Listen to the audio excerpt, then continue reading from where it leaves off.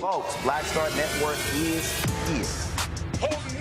I'm real revolutionary right now. Black power. Support this man, Black media. He makes sure that our stories are told.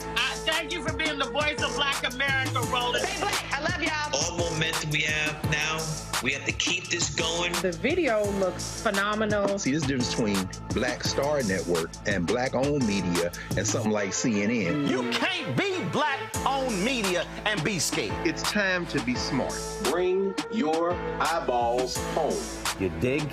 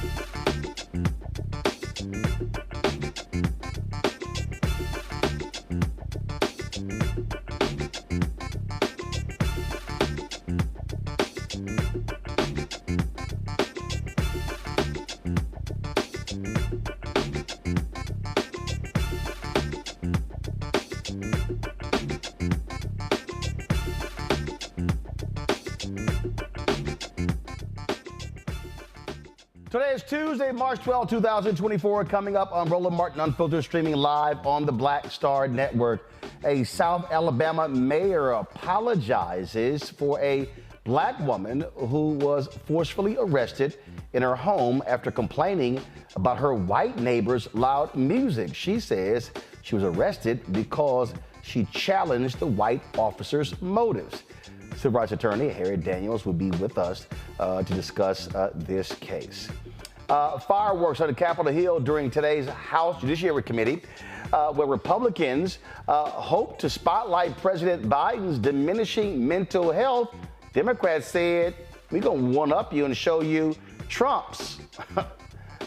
Folks, it's crazy. North Carolina case proves why your vote matters. The GOP-run legislature tried to strip the governor of his appointments to election boards, but a three-judge federal panel, 2 Republicans and 1 Democrat, found that the Republicans were wrong. And folks, it is craziness in Haiti. The prime minister has resigned. Gangs are in control of Port-au-Prince. We'll be joined by the Miami Herald's award-winning Caribbean correspondent Jacqueline Charles to break down on what is actually going on there. Lots to talk about. It's time to bring the funk on Roland Martin Unfiltered. On the Black Star Network, let's go. He's got it. Whatever the miss, he's on it. Whatever it is, he's got the scoop, the fact, the find. And when it breaks, he's right on time and it's rolling. Best believe he's knowing. Putting it down from sports to news to politics. With entertainment just for kicks, he's rolling.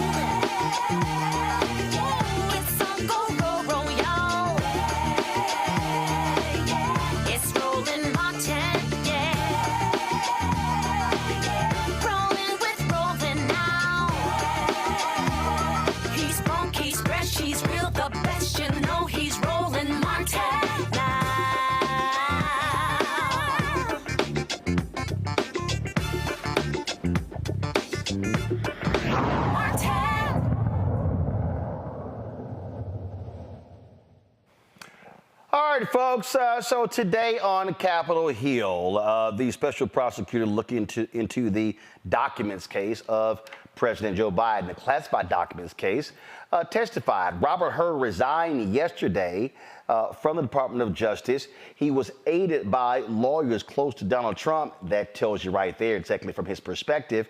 And Republicans were prepared to show the mental deficiencies of President Biden. Oh, but Democratic Representative Jerry Nadler, he had something waiting for them. He rolled this video out. The Department of Justice gave Trump every opportunity to avoid criminal charges. Again, in the special counsel's words, quote, after being given multiple chances to return classified documents and avoid prosecution, Mr. Trump allegedly did the opposite. He not only refused to return the documents for many months, but he also obstructed justice by enlisting others to destroy evidence and then to lie about it, close quote. Why did the president charge former President Trump but not President Biden?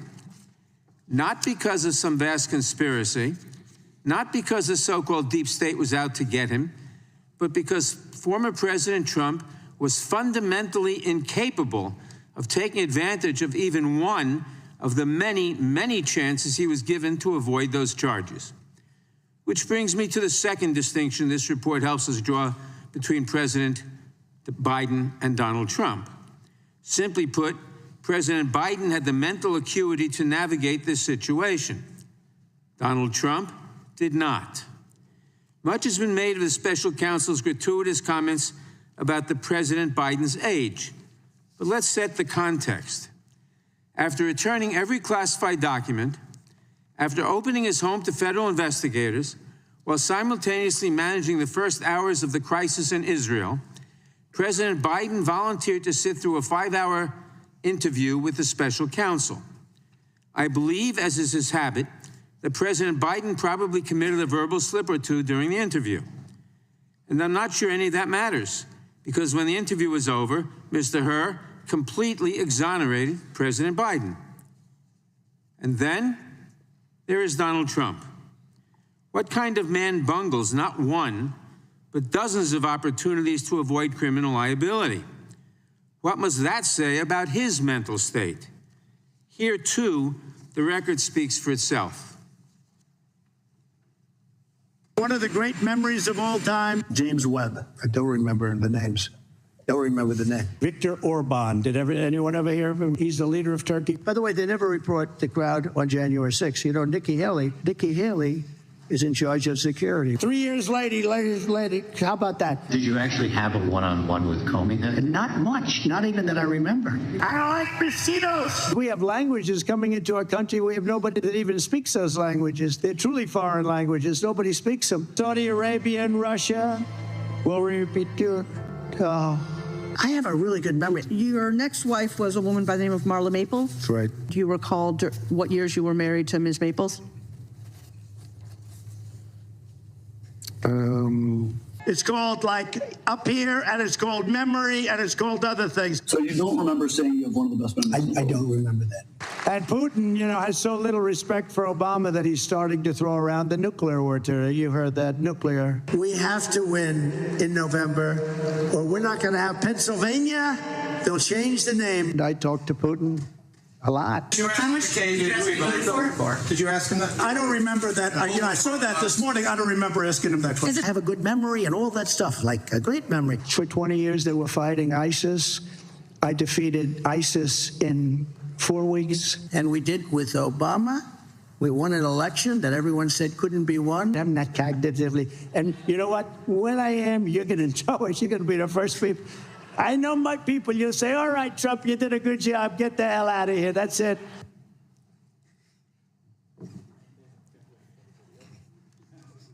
That is a man who is incapable of avoiding criminal liability, a man who is wholly unfit for office, and a man who, at the very least, ought to think twice before accusing others of cognitive decline.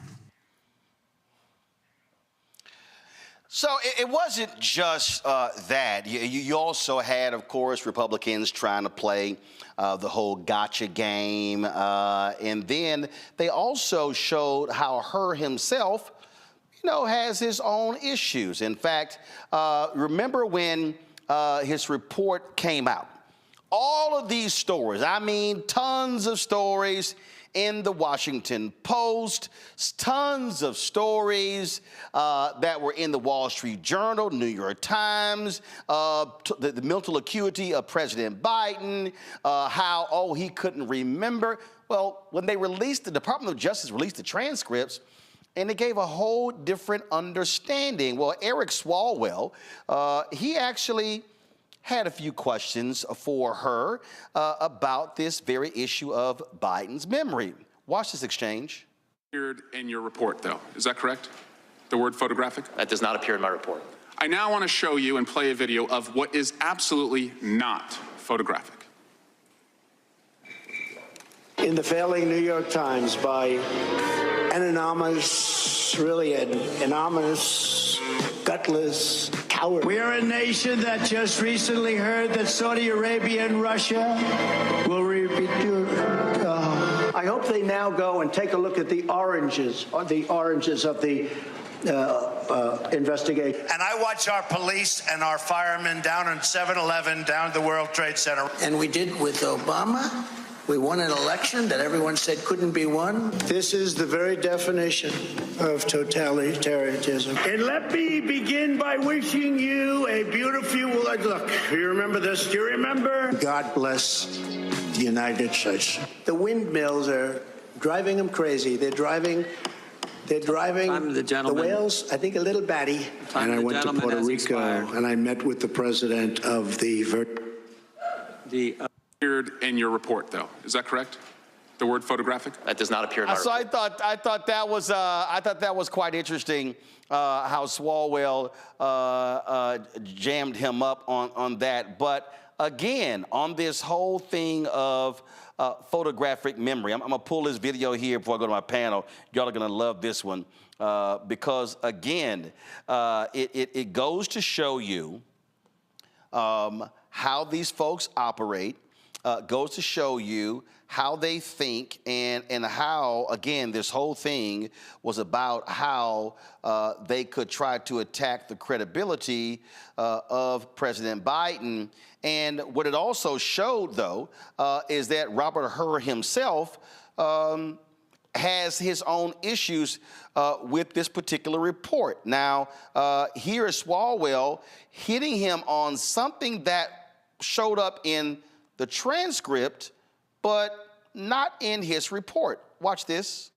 President Biden, you appear to have a photographic understanding and recall of the House. Did you say that to President Biden?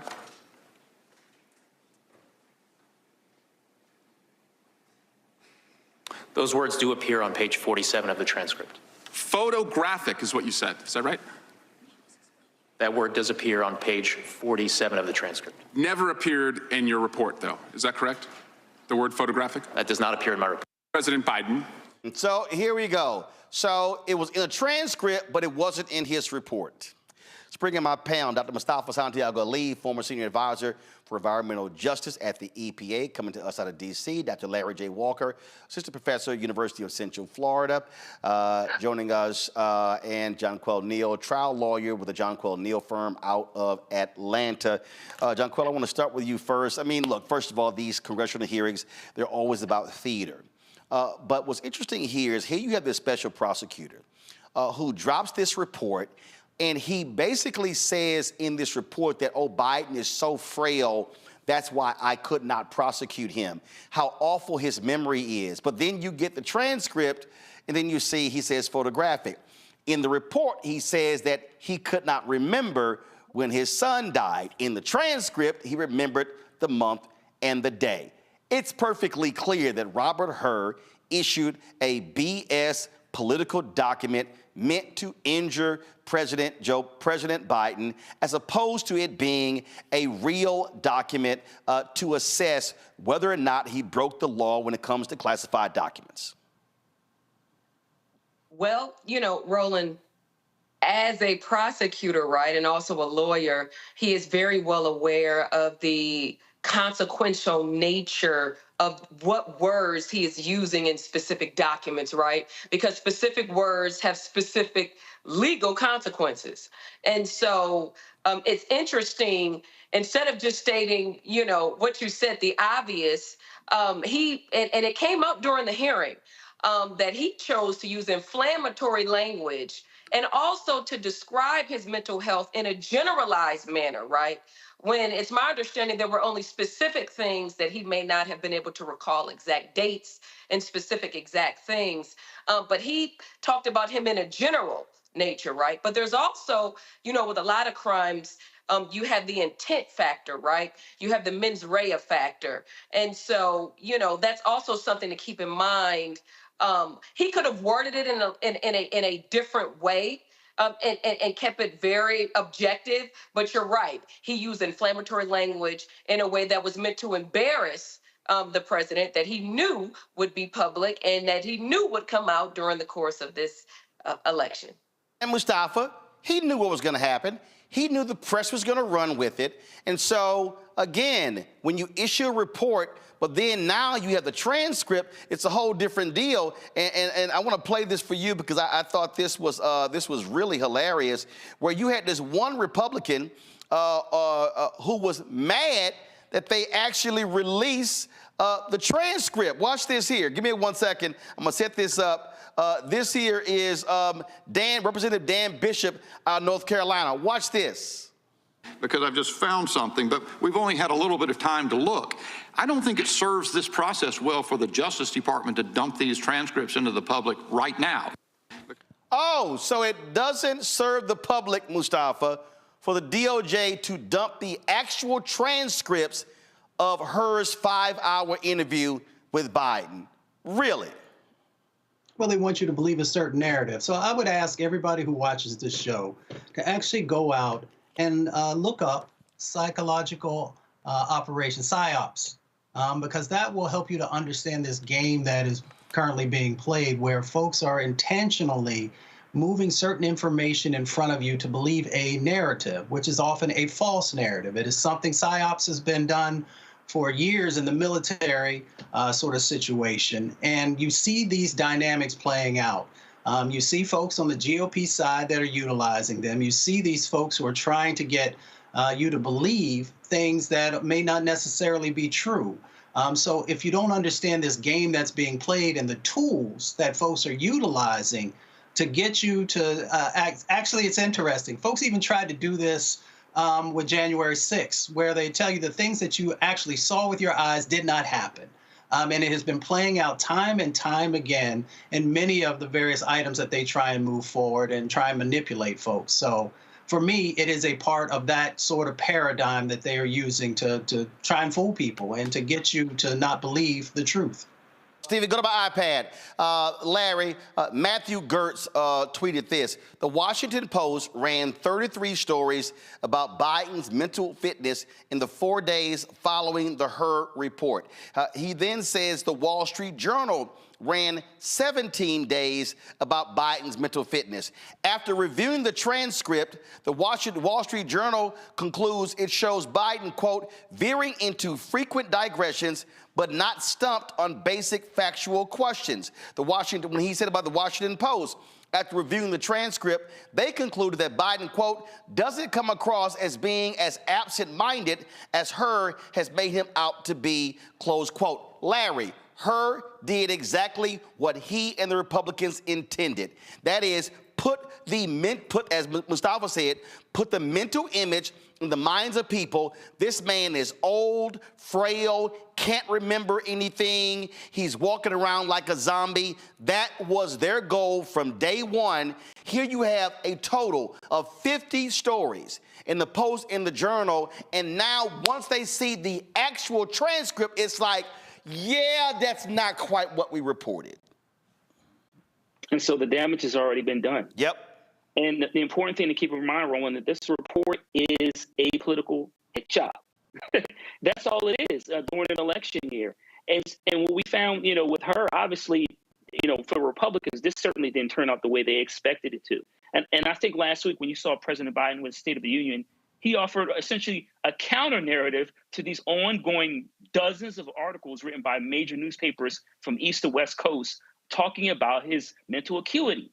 And so once again, after all the damage is done, you barely hear a peep from the Wall Street Journal, Post, and all these other, major newspapers that have written, like you said, numerous articles, not only on it as it relates to the report, but just generally looking for the slightest pause from President Biden and suggest that something is wrong with him. He doesn't have the capability to be president of the United States. And that's why I'm glad that Democrats offer the counter narrative in terms of those clips of former President Trump, who we've seen over the last several weeks, several times confuse individuals, misspeak, or slur his words. So once again, her report was a political hit job. They thought it would continue, it would reinforce the narrative is already out there. The other thing is, Roland, is really important for these major newspapers, is they keep falling for the banana in the tailpipe.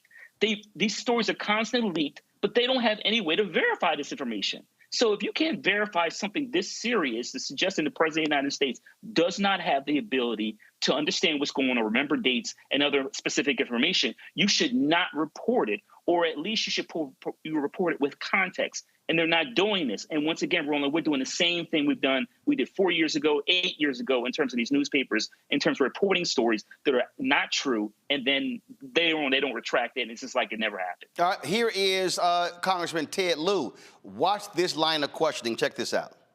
I'm going to ask you a series of questions, yes and no questions. They're not trick questions. They're simply designed to highlight what you already found in your report, which is that there are, quote, material distinctions, end quote, between President Biden's case and Mr. Trump's case.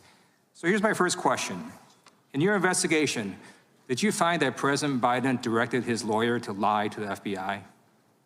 We identified no such evidence. Did you find that President Biden directed his lawyer to destroy classified documents? No.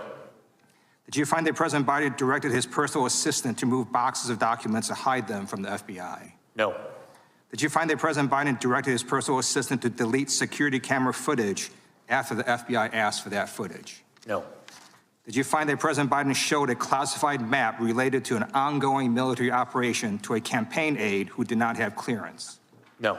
Did you find that President Biden engaged in a conspiracy to obstruct justice? No. Did you find that President Biden engaged in a scheme to conceal? No. Each of the activities I just laid out describe what Donald Trump did in his willful mishandling of classified information and his criminal efforts to deceive the FBI. In contrast, President Biden handed over documents without delay and complied fully with investigators. Mr. Hur, in your report, you write that, quote, according to the indictment, Trump not only refused to return the documents for many months, but he also obstructed justice by enlisting others to destroy evidence and then to lie about it, end quote. You also say that if proven, these would be, quote, serious aggravating facts, end quote. Do you still stand by your analysis? I do. Okay. I have a few more questions as well. In your investigation, did you find that President Biden set up a shell company and covertly paid $130,000 in hush money to an adult porn star? No. Okay. Did you find that President Biden directed his lawyer to pay $150,000 in hush money to a former Playboy model? No. In your investigation, did you find that President Biden called the Georgia Secretary of State to demand that he, quote, find 11,780 votes? No.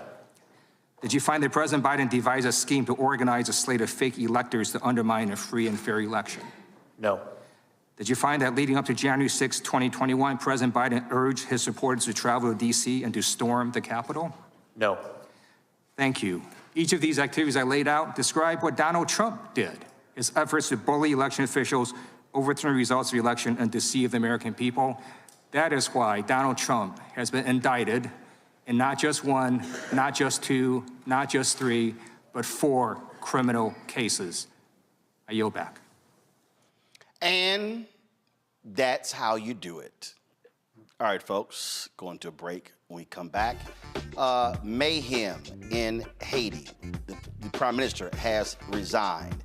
What is going on in that country? We'll talk to one of the top reporters covering what's happening there next on Roland Martin Unfiltered on the Black Star Network. We talk about blackness and what happens in black culture, we're about covering these things that matter to us, speaking to our issues and concerns. This is a genuine people-powered movement. There's a lot of stuff that we're not getting. You get it, and you spread the word. We wish to plead our own cause. Too long have others spoken for us. We cannot tell our own story if we can't pay for it. This is about covering us. Invest in black-owned media. Your dollars matter. We don't have to keep asking them to cover our stuff. So please support us in what we do, folks. We want to hit 2,000 people, $50 this month, raise $100,000. We're behind 100,000, so we want to hit that. Y'all money makes this possible. Checks and money orders go to P.O. Box 57196, Washington, D.C. 20037-0196. The Cash App is $RM Unfiltered. PayPal is R Martin Unfiltered. Venmo is RM Unfiltered. Zelle is roland@rolandsmartin.com. Hi, this is Dr. Jackie Hood Martin, and I'd like to ask you a question. Is your life teetering under the weight and stress and pressures of everyday life? Well, let me tell you, balance isn't easy. Join me each Tuesday on Black Star Network for Living a Balanced Life with Dr. Jackie. We'll laugh together, cry together, cheer ourselves on, and pull ourselves together. Learn tips and tools that will help you with the everyday stressors. So join me each Tuesday on Black Star Network for A Balanced Life with Dr. Jackie. I am Tommy Davidson. I play Oscar on Proud Family, Louder and Prouder. Right now, I'm rolling with Roland Martin, unfiltered, uncut, unplugged, and undamn believable. You hear me?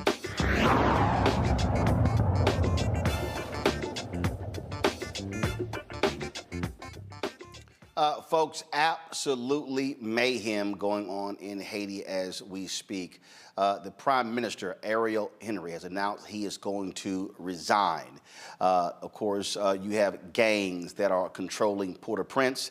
The country was thrown into turmoil with the assassination of the country's president. His wife was implicated in that. Others were involved as well. Folks have pled guilty, been sent to prison. It is one huge problem after another. Let's turn to the Miami Herald award-winning Caribbean correspondent Jacqueline Charles to explain really what's going on there. Jacqueline, you've been covering this country for a very long time. You know the ins and outs. What the hell is going on? A mess. It is a very difficult period right now in Haiti. As you mentioned, the Prime Minister yesterday announced that he will step down. This was, the Miami Herald, we broke the story about a week ago when he was locked out of the country coming back from Kenya after signing a deal to get some Kenyan police into Haiti to lead a multinational security support mission that has the support of the U.S. But at that point, the country was blowing up. There were no international flights. All of the airports were shut down. Ariel Henry was on a plane going to the Dominican Republic where he had hoped to take a helicopter to go into Port-au-Prince, and the Dominicans said, you can't land. And as he turned around and was headed to the U.S. territory of Puerto Rico, the Biden administration sent him a memo for ask of PM Henry, and in there, basically, we need you to work on your resignation.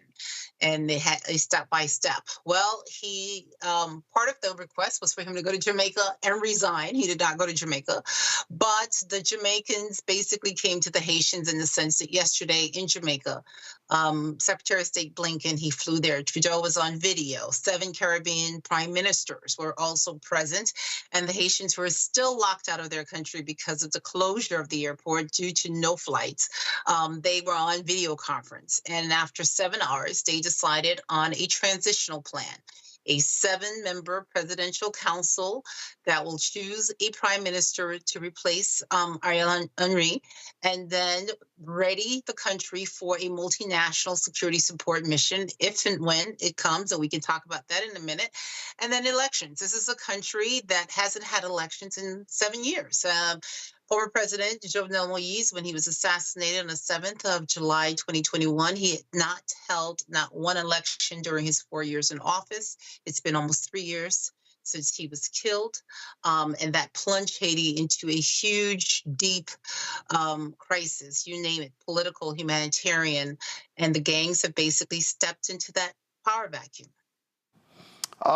This is the tweet from Secretary Blinken that he posted. Haitians cannot wait any longer for a path to security, stability, and democracy. The United States and the CARICOM support a clear political transition plan led by trusted representatives of Haitian society. So you talked about this presidential panel, if you will, to pick a leader.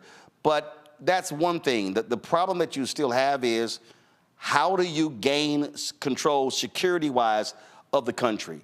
How do you gain control of a situation where, frankly, you don't know if you can trust the Haitian Armed Services or the police? You've got the gangs as well. You've been on before talking about who is behind these gangs, who's funding them. So who the hell can anybody trust? Well, that is a debate and discussion today, because even though you had a number of Haitian political and civic society actors involved in this call and they signed off, today what I'm hearing is that there's disagreement. First of all, people are saying 7 members plus 2 observers. You can't govern with that. Then there are concerns about who are the representatives that will be on this panel, even though there are criteria. You cannot have been convicted of a crime or indicted. You can't be sanctioned by the UN. You can't be a candidate for the upcoming elections, and you have to support a security mission. But what we're finding is the same issue that the prime minister had found. Like, there is disagreement. This is a society that's deeply polarized. There are some individuals who say you cannot ignore what's happening in the streets. You cannot ignore the politics. But at the same time, do you want to bring the gangs to the negotiating table? The resignation and the pressure for the prime minister to step down came as gang members said he better step down or we're going to wage a civil war. It came as gang members targeted key government institutions, the airport. They orchestrated 2 prison breaks of the 2 largest prisons. There are 5,000 people right now on the streets of Port-au-Prince. Some of them are murderers or kidnappers. Some of them are people who indicted in the assassination of the president, and people who are innocent or who's never gone before a judge and they've been in jail for like 10 years.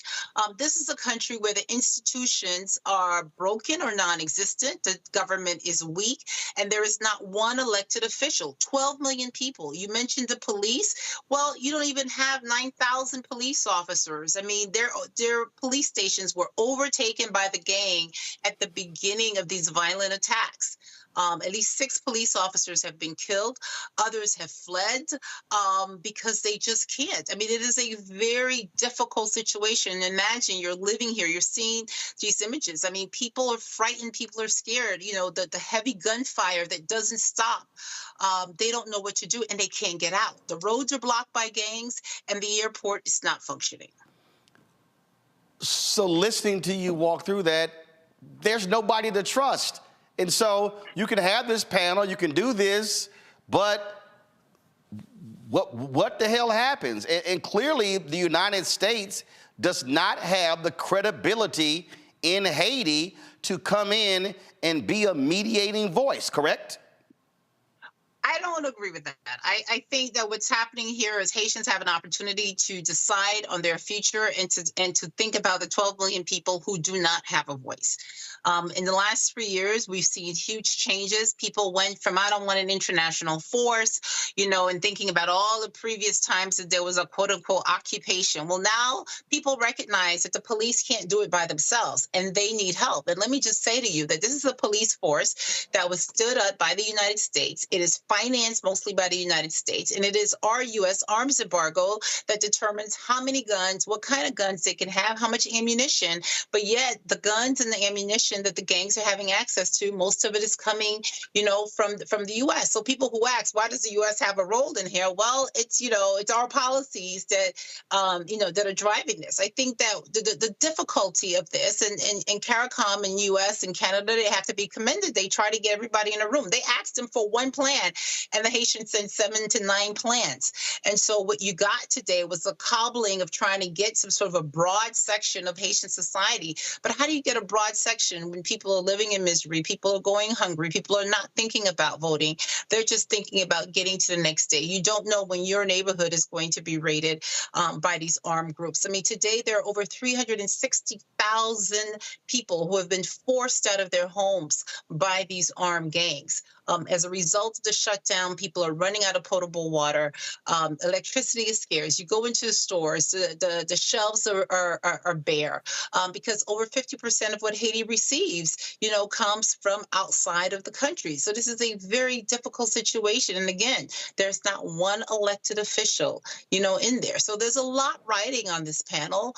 And hopefully they think about, the very people in the streets that they say that they want to govern, and think about how do you start to ameliorate the situation for them. Well, that's why I talked about, again, the credibility. We know the history of the United States. First of all, more than 100 years ago, frankly, intervening in Haiti's affairs in 1915, taking money out of the country.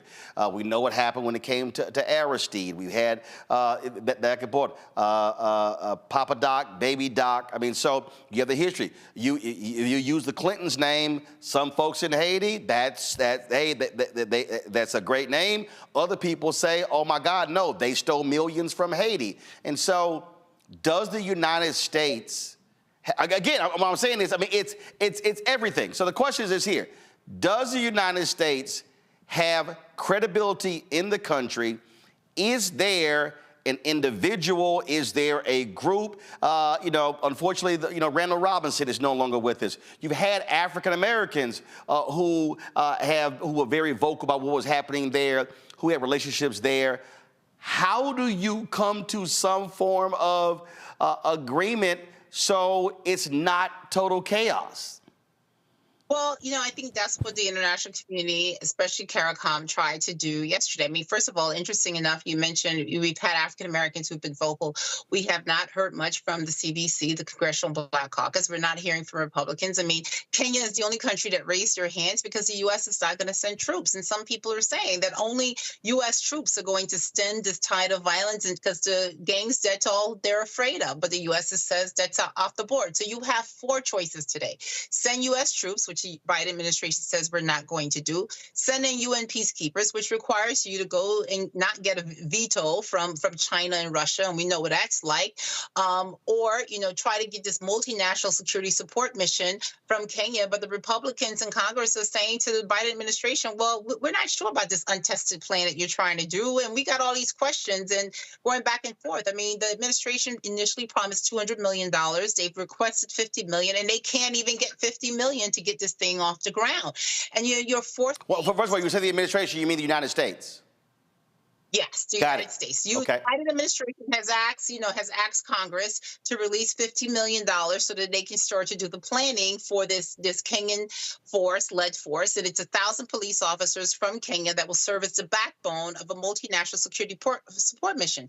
So from the minute this, Kenya raised their hands, it's faced legal challenges in Kenya. Henri was actually in Nairobi signing this agreement when the gang saw it, and they basically blew up because they say they don't want an international force coming into the country, and they also want amnesty. So, we're putting this on the U.S., but at the end of the day, what the U.S. and the international community has done, they've been talking about a Haitian-led solution. They said, okay, you say that we're in your business, we're doing this, we're doing that. So this is your opportunity to step up and to lead. And for 3 years, they've been telling the Haitians to figure it out.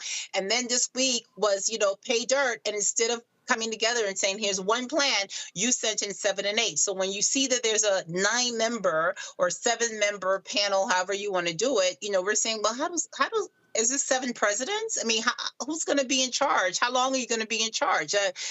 Look, I mean, they've got to figure it out because it's not about the people running the country. It's about the people living in the country. And today it's misery. Before I go to the panel with questions, when I mentioned the Clintons in Haiti, you sort of started laughing because I get these people all on I covered the IHRC. After the 2010 earthquake, I arrived in Haiti within hours of this. And, people accuse Bill Clinton and Hillary Clinton of a lot of things, and it's ridiculous. I mean, first of all, the money that was promised to Haiti, the billions of dollars, it never arrived. It didn't go to the Haitian government. It was kept by the aid agencies that had it. It did not go to Bill Clinton or the commission that he was chairing. What they did was like, okay, tell me, you promise, $100 million. Well, how are you going to spend it? Where it's supposed to go. And then we had an election, and then that accountability, went away. It's very unfortunate because people were not paying very close attention to this. And it's very easy for people to just sort of hear the sound bites and say, oh, I heard this money, that money. But I've done, my investigations on this repeatedly. And the reality is that there were billions of dollars that were promised to Haiti that were not delivered. And, 15 years or 14 years after this earthquake, things did not go up, things went down. We've seen nothing but a downward spiral, in this country. And is part of that billions not coming because countries stated, well, if you're not stable, we don't know who it's going to. Go ahead. Not at all. The money wasn't delivered because it was promised, and there's all of this red tape on who can get it and how it needs to go. And so that was issue. And I remember I did a story with this, and one of the frustrations of President Clinton, for instance, was that grassroots organizations in Haiti that were on the ground that needed this money, they had no access to the money because they still had to go to USAID or, the European Union or any one of these aid agencies. And so some of that money, remember the famous stories about the Red Cross and how money they wanted to put money in a hotel and only, 10 houses, 20 houses that were built. People went in and saying, oh my God, there's a disaster and it's poor people, so let's do this. But here's the reality. Poor people often don't own houses or the property. So if I am an aid agency and I have all of this money, am I going to put it into somebody whose house can get pulled up from under them literally the next day? But the people in the middle class who lost their homes, they could have benefited from it, but that's just not a great, look. So there was a lot of mistakes that were done in terms of the response. Haiti itself received money from Venezuela. There's been investigations about billions of dollars that they had in their control that we can't see where that money went. So there is no pointing the finger here. I mean, I think everybody shares the blame. And it's very unfortunate because if you talk to the average Haitian, yes, the U.S. is the elephant in the room. And they know that if the U.S. will pay some attention, they feel like the needle will move. So you went from where people will complain of too much U.S. involvement to today people are saying to me, are they just going to let us die standing? I did reach out to, as you were talking to some Congressional Black Caucus leaders, and what I got back was, quote, we're calling for Republicans to fund $40 million in relief funds and working with Kenya to bring resources to stabilize the situation to avoid a mass migration. And the CBC members who are taking a lead on this are Congresswoman Yvette Clarke, Congresswoman Stacey Plaskett, and Congressman Gregory Meeks. So hopefully we'll reach out to them. Have you communicated with any three of them? I've talked to Meeks's office. I mean, it's interesting. Again, we put migration in there. It's not about migration. I mean, I think that the administration with this humanitarian parole program has sort of addressed the migration issue, and people are looking at the migration. But, Haiti is 2 hours from Florida. And so we should be pushing to do something, not because we're afraid of a mass migration to the United States, but just because it's a humanly thing to do. Hold tight 1 second, Jacqueline. I'm going to go to a break. We come back. My panel will have questions for you. Folks, we're trying to get a better understanding of what's happening in Haiti. It is a country that is in chaos. It was the first black independent country. And ever since its founding, having to pay back reparations to their former enslavers.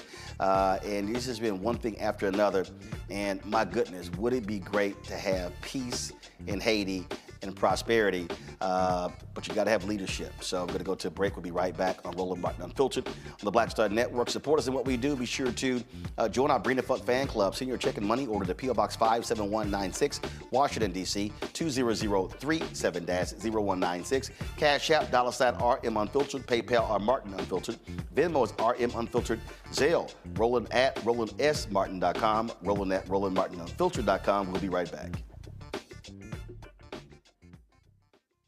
Hatred on the streets, a horrific scene, a white nationalist rally that descended into deadly violence. White people are losing their damn minds. As an angry pro-Trump mob storms the U.S. Capitol, we're about about to see the rise of what I call white minority resistance. We have seen white folks in this country who simply cannot tolerate black folks voting. I think what we're seeing is the inevitable result of violent denial. This is part of American history. Every time that people of color have made progress, whether real or symbolic, there has been what Carol Anderson at Emory University calls white rage as a backlash. This is the rise of the Proud Boys and the Boogaloo Boys. America, there's going to be more of this. Here's all the Proud Boys, guys. This country is getting increasingly racist in its behaviors and its attitudes because of the fear of white people. The fear that they're taking our jobs, they're taking our resources, they're taking our women. This is white fear.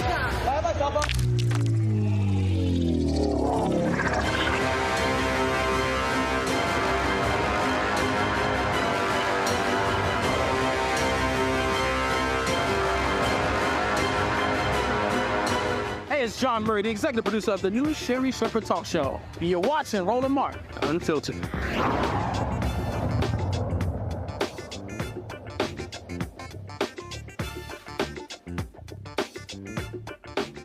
The difference between Haiti and a failed state.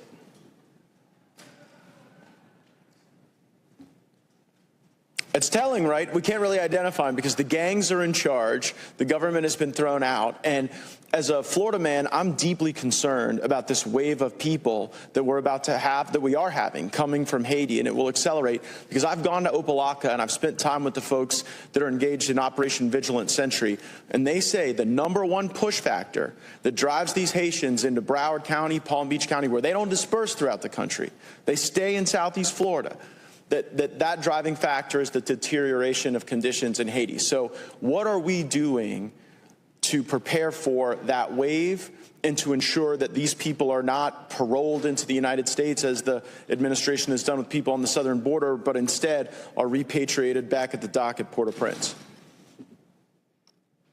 Go ahead. Congressman, we're doing a number of things to ensure that we're keeping track of the situation and we're prepared. At the moment, we have not yet seen large numbers, what we would characterize as a maritime mass migration. But we are alert to that. Mass migration, though. We are alert to that possibility. I think you're right that the driving conditions in Haiti could very well press more people. So we've recently approved some additional assistance that we can provide to the Coast Guard. I think that has now fully been approved. We'll be providing notifications if we haven't already to provide additional shipboard assistance. Because I've talked to the Coast Guard. So again, that was a Department of Defense hearing where Republicans are suggesting that America should be bracing for a mass migration from Haiti. Jacqueline Charles, Caribbean correspondent for the Miami Herald, she says that's not what's going on. But again, you see the hysteria, Jacqueline. You see the hysteria there from the Matt Gaetz of the world in trying to challenge the Department of Defense. Well, yes. I mean, first of all, to get a mass migration, you have to be able to get out the capital, right? I mean, the gangs control over 80% of Port-au-Prince. 2 years ago, I flew to one of the regions where migrants were leaving from, and I literally had to fly. I had to charter an airplane, and we landed literally on a road in the middle of a market because there isn't an airport. And then, there was an incident in the country, and my charter flight got canceled. And the only thing I knew was that I was not going back to Port-au-Prince by road because the likelihood of me getting kidnapped was very, very high because there were several kidnap alleys along the way. I mean, this is the reality of what you're dealing with. And when you get kidnapped, it's an awful situation. We've got collective rape that's going on by gangs if you make it out alive. And then, of course, they're asking, enormous amounts of money that a lot of people just don't have. Questions from our panel. Larry, you're there in Florida. You first. Yeah, I am. So I guess my question, you alluded to this earlier.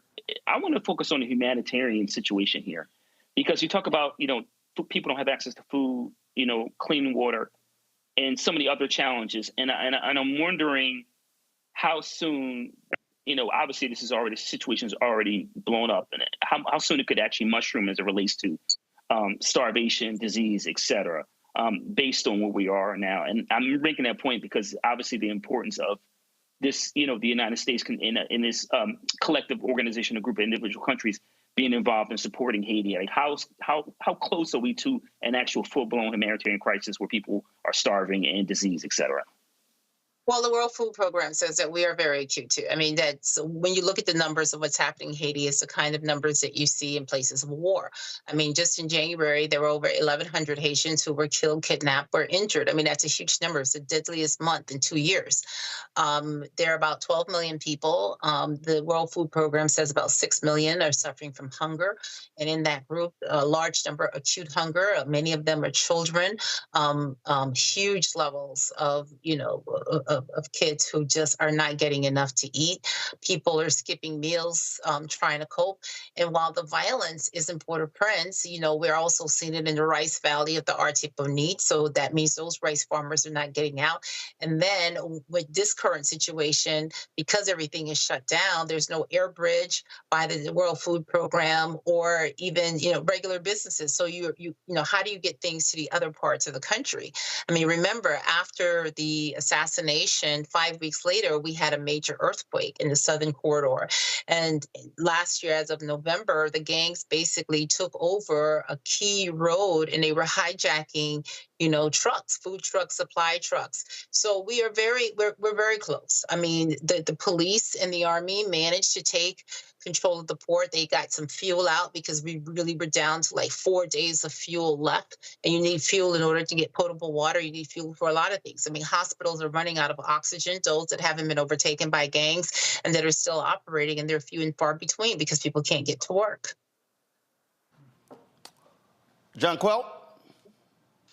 So I read here that one of the key leaders of these gangs are former police officers, and so we've heard through this evening about the unrest between the government, the police department. We see that the Biden administration has pledged over $100 million as it relates to relief, and pledging an additional $100 million for the defense fund. But my question is that even what kind of help can really help Haiti? It seems perplexed. I mean, are we talking about help that they would need help for the next 15 years? I mean, what specifically, in addition to just a financial pledge, what specifically can we do so that the U.S. can do so that Haiti can be sustainable and we're not back in this same predicament some years down the road? Well, this is a result of policies, right? Because you need stability. And, we had another transition crisis, Roland mentioned President Aristide in 2004. Okay. And then we brought in, we had a gang situation, not as bad as this one. And so, he was jettisoned into exile. And then you had 2 years of a transition government. You had democratic elections and you had Rene Preval who came in. And, and Haitians didn't give Preval a lot of credit, but you had stability, but you also had a UN peacekeeping force there that was providing the security. And then you had a major earthquake. And the policy of the U.S., the UN, and others was that you had to have an election in the middle of an earthquake where over 300,000 people had died. Well, they turned out to be very controversial elections. And then it was just one thing after the other. So in order for you to have economic progress, in order for you to deal with the humanitarian situation, you have to have stability. In order for you to have people to vote, hungry people are not going to be interested in voting. So I think that is where the conversations have to, how do we provide some stability here so that Haitians can take their futures in their hands? This is there was a video here, it's in French, so Haitian gang leader Barbecue, Jacqueline, said this, quote, "Today we are taking the occasion to tell the international community to give Haiti a chance. Because what is happening in Haiti now, we Haitians have to decide who is going to lead the country and what model of government we want. We are going to figure out how to get Haiti out of the misery it is in now. Today, it's clear that the people who live in the shanty towns are the ones who know what they are going through. It is the Haitian people who are going to take their destiny into their hands. Haitian people will pick the person to govern them." So here's a question, and look, we've seen this in other countries. One country's gang leader is another country's revolutionary. And so if you have someone like this who they're calling a gang leader, if he commands a huge force, is this somebody who potentially might be a Haitian leader? There are 300 gangs in Haiti, and so you should ask that to the other 299 gang leaders.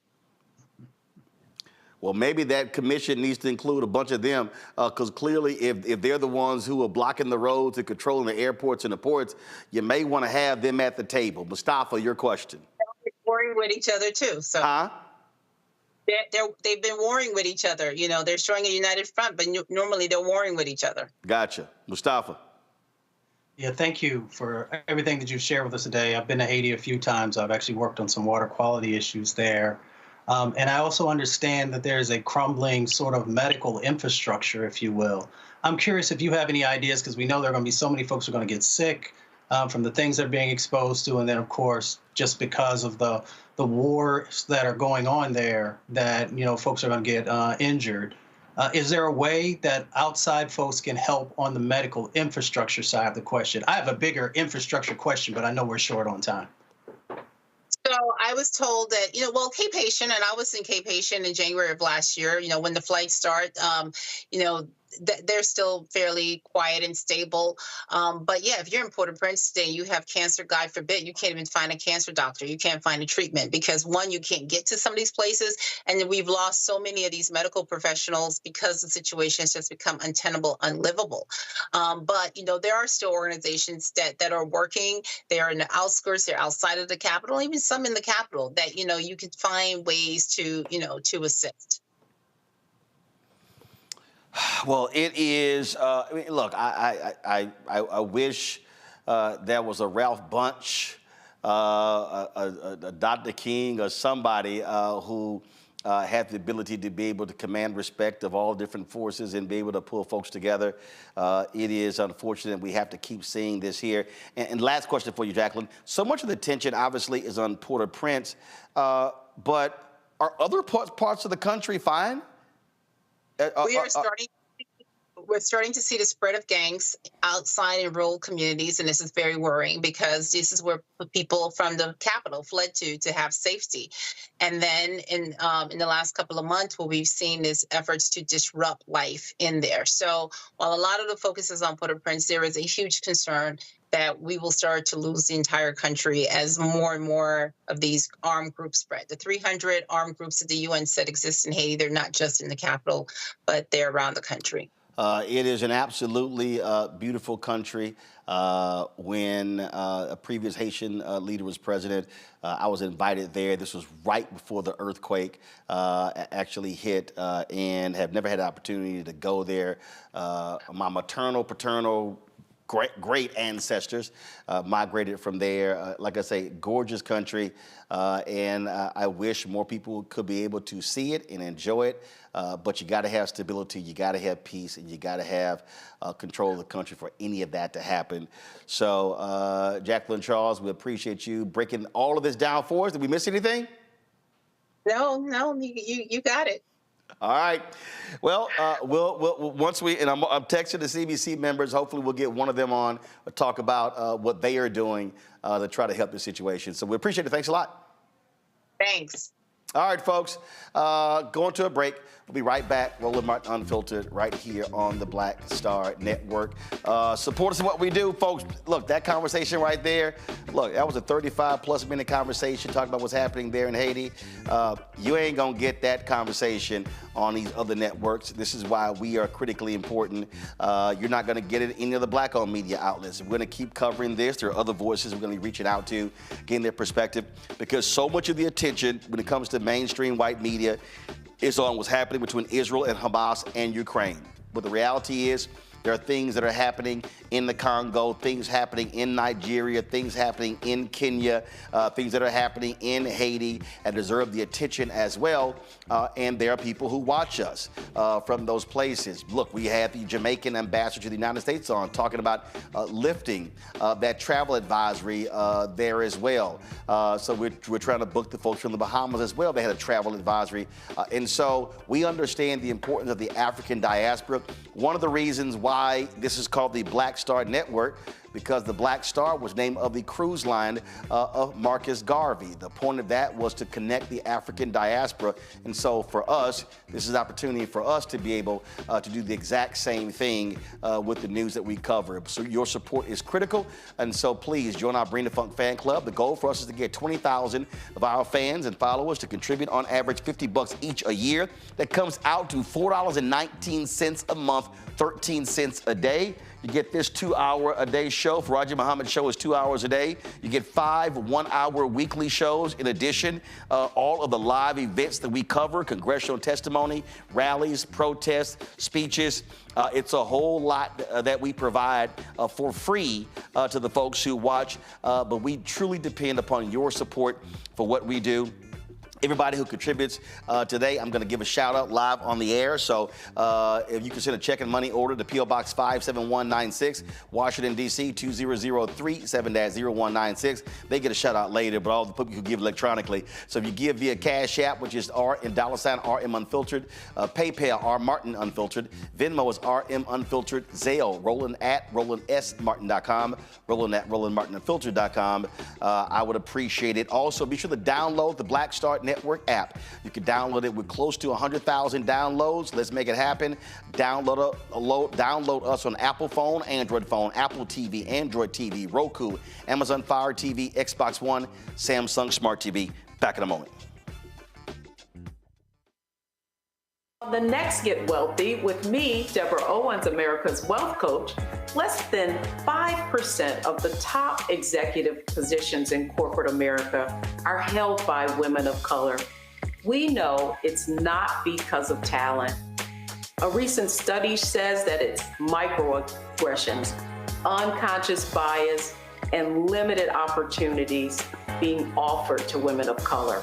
On our next show, we're going to get incredible advice from Francine Parham, who's recently written a book sharing exactly what you need to do to make it up into the management ranks and get the earnings that you deserve. I made a point to sit down and I made a point to talk to people.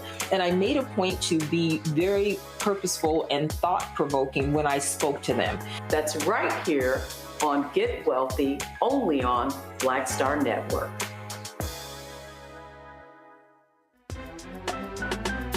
I'm Faraji Muhammad, live from LA. And this is The Culture. The Culture is a two-way conversation. You and me. We talk about the stories, politics, the good, the bad, and the downright ugly. So join our community every day at 3 p.m. Eastern and let your voice be heard. Hey, we're all in this together, so let's talk about it and see what kind of trouble we can get into. It's The Culture, weekdays at 3, only on the Black Star Network.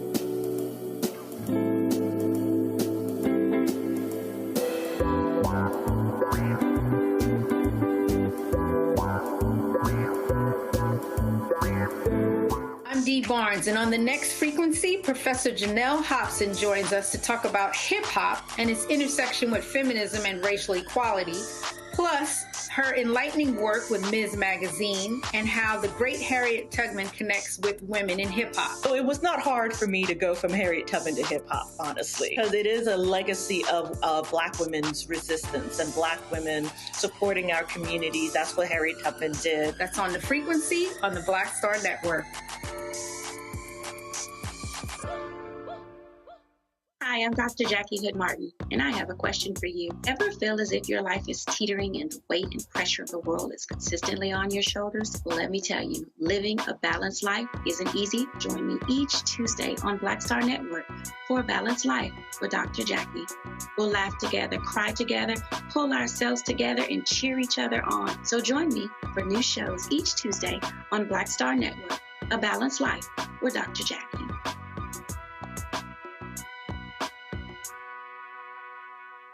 Me, Sherry Shepard with Sammy Roman. I'm Dr. Robin B., pharmacist and fitness coach, and you're watching Roland Martin Unfiltered.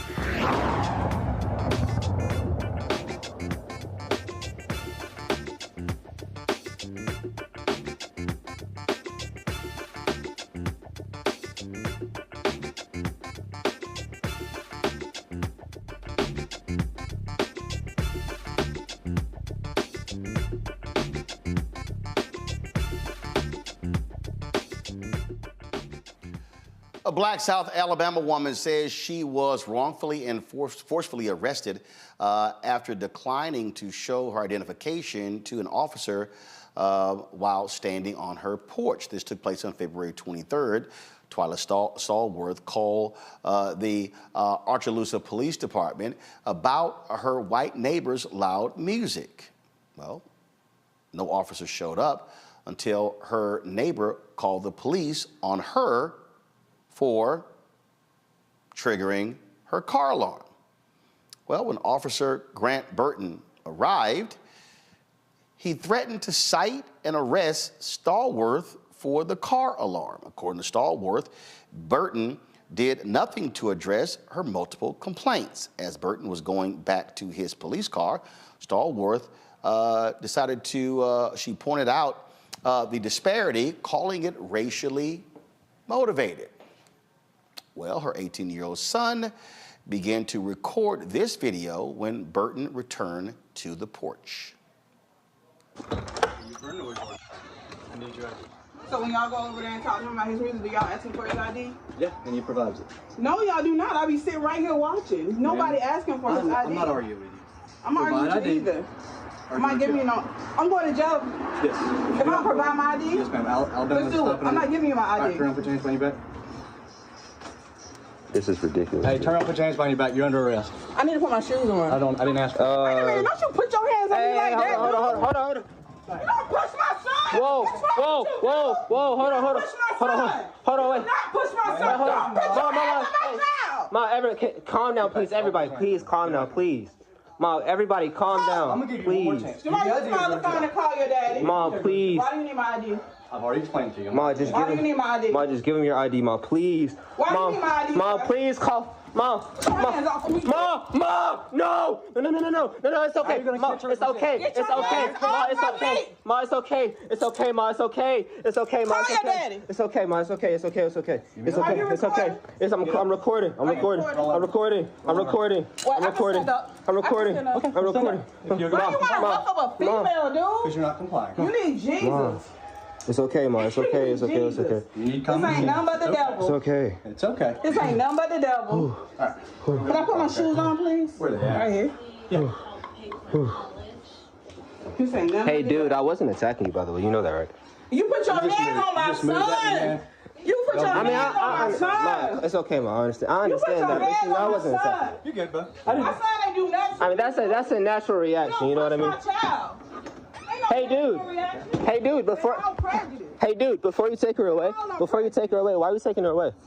She's under arrest for failure to identify. So is this actually in Alabama? I don't have to give you my Is this actually in Alabama state law? That is not the law. That's against the law. Is this actually in Alabama state law? No, it's not. When I'm out with you, as long as I have a legal reason to be out with you, if I ask you to identify yourself, you are then. Can you inform me? Can you inform me how this process goes? Because if you're arresting her right now over failure, they use the law all day long. A failure of ID, then Yeah, I got y'all. Got you. I'm gonna put you on. We're gonna go to this side. Got you. Got you. So I'm genuinely curious. I'm genuinely curious about how this is going right now. Loud, and then when I start causing a bunch of I'm gonna fix these for you, okay? please, it hurts. Is there one in particular? This one? No. So look, I'm gonna have to take one off to get to the other, okay? So how is this process going to go? Because you guys just can't keep her in there cooped up for failure of ID. that makes zero sense. Why logically that makes no sense. Not no law. I'm at home. Hey, Dad, they're arresting my mom because of lack of ID, failure of ID. They're arresting her, and he's arresting her. He ruffled her up and whatnot. You know what I mean? Stuff like that. Yeah, I'm about to put my hands So on like they're literally cuffing her and putting her in the back of the car right now. What? Have you have anything on you? No, nothing but the hose. No. Yeah, Dad. Hey, I have another question. When you guys bring her back? Because this. I'm not bringing her back, but she's going to jail. For how long? She'll see a judge, and the judge will determine that. Over an ID? Yeah. So like, where can I visibly read this where they say that for like, because I want to actually see this law in play in action. Statute? Yeah. Pull it up. I want to screenshot this and well, actually I have it recorded, so it doesn't matter.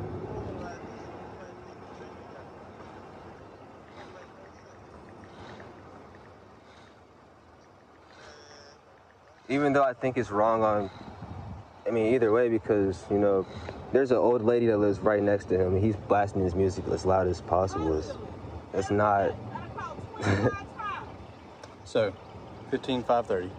15-530. Yes, sir. Law enforcement official can request your name.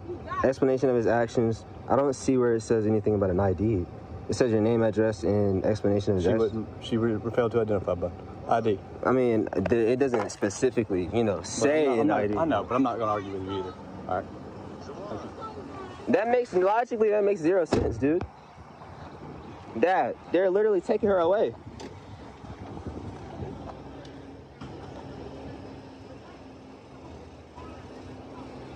But he said he asked for an ID. In the law, it does not state you have to provide an ID. They're going away with my mama right now.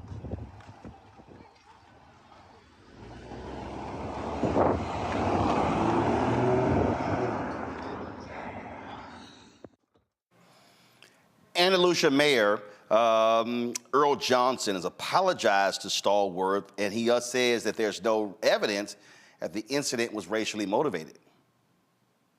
On behalf of the city of Andalusia and the Andalusia Police Department, I would like to apologize to Ms. Twyla Stallworth for her arrest here in February. All charges against Ms. Stallworth are being dropped. The arresting officer in this case has a clean record with our department, but he made a mistake in this case on February the 23rd. He has been disciplined for failing in his duty to know the law. When I learned about this incident last week, I offered to meet with Ms. Stallworth, but she declined. Ms. Stallworth has not filed a complaint against the police department, but her attorney alleges in his release that her arrest was racially motivated. We have reviewed body cam footage of the incident and see absolutely no evidence of racism. We have always worked hard in Andalusia to maintain great relationships among our diverse populations. In the video released by her attorney, Ms. Stallworth also claims that the police department has failed to respond to complaints she made against her neighbor. We also have reviewed internal evidence that shows that the police department has responded to those complaints. I have met with Andalusia Police Chief and other leaders in the department. We have agreed that the entire department will receive additional training in constitutional law, the laws of Alabama, and the ordinances of the city of Andalusia, so that we will not have an incident like this to reoccur. Joining us is Twyla and her attorney, Harry Daniels from Atlanta. Okay, so Harry, I'm trying to understand here. Did the mayor say that the officer was disciplined because he did not know the Alabama law, which means was he wrong in arresting her for refusing to show an ID? Hey, thanks, Roland, for having us on. Absolutely, the mayor gave the statement that the officer was disciplined and trained for not knowing the Alabama law. And the law is very clear that if a person is suspected of a crime, in which she was not suspected of a crime, and if that suspicion is in a public place, then the officer only can ask for your name, your address, and why you're there. There's nowhere in Alabama law that requires a person who's suspected of a crime, even if they're in a public place, to give their identification, their actual ID, to law enforcement. That would be against the Fifth Amendment, the right to remain silent. Twyla was at home. She was not suspected of a crime. She, in fact, had made complaints of noise of the neighbors. She was in a home, and he required for her to give her ID, which she was under no obligation to do so.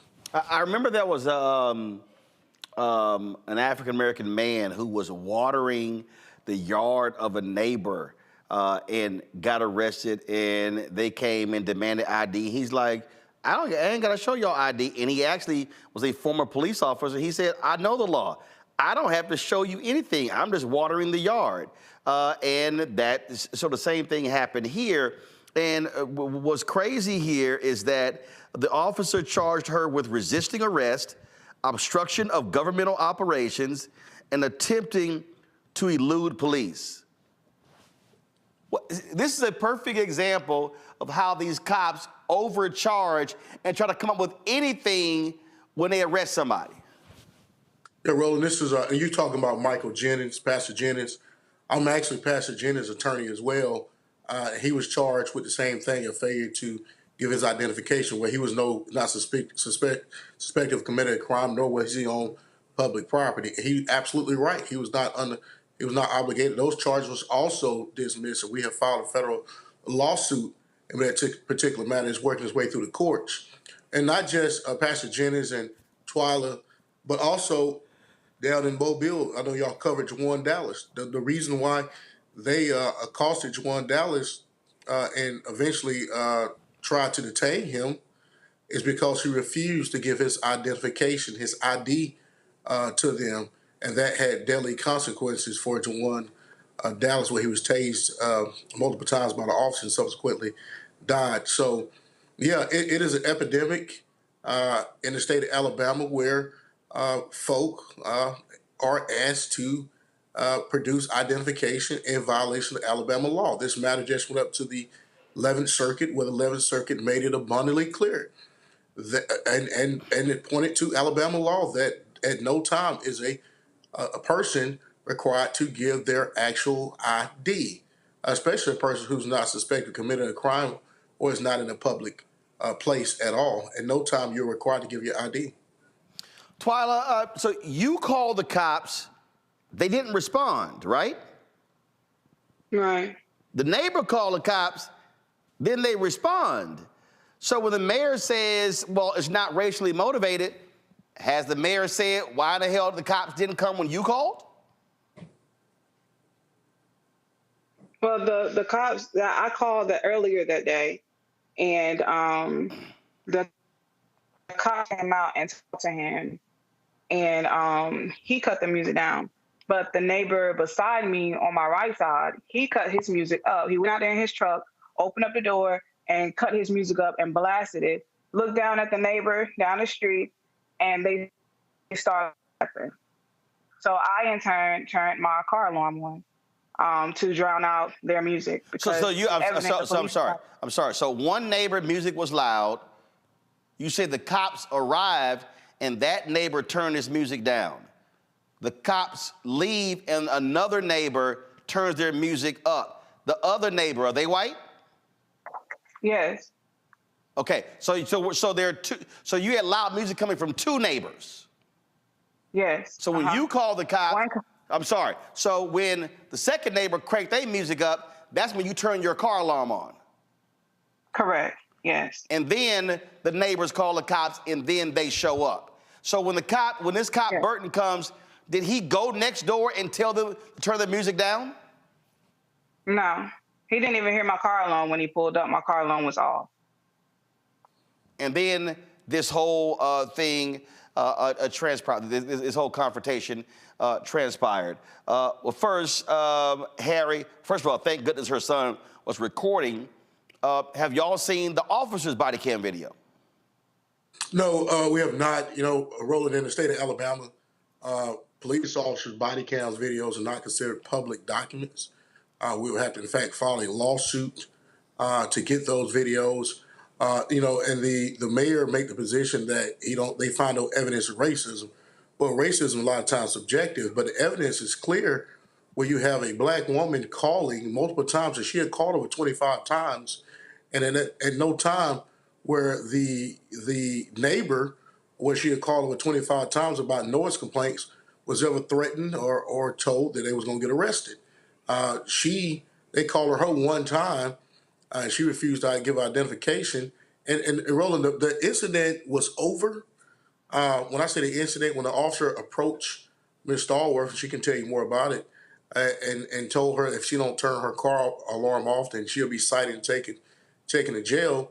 And when she pointed out that she felt like it was racist, that's when he turned around and came up and demanded for her identification. So on those grounds alone, it was some type of retaliation when she asserted that he was racist in consideration of the fact that she had called multiple times and at no time were her neighbors ever threatened or taken to jail. So absolutely, I think there's clear evidence that this is racially motivated. I think the mayor got it wrong. Obviously, their position is that he was disciplined. But when you look at this video, her son, Jamani, was pushed out the way.